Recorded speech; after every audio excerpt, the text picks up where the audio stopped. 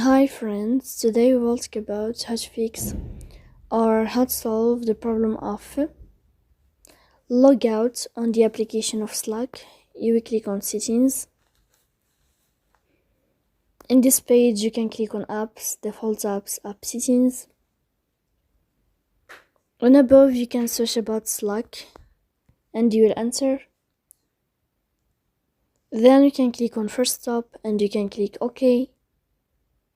After that you'll enter to the window of storage. Here you can click clear cache. Don't click clear data because that can delete your account.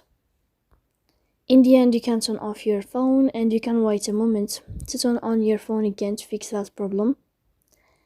So please don't forget to support us by like and subscribe. See you next time in another video and thank you for your attention.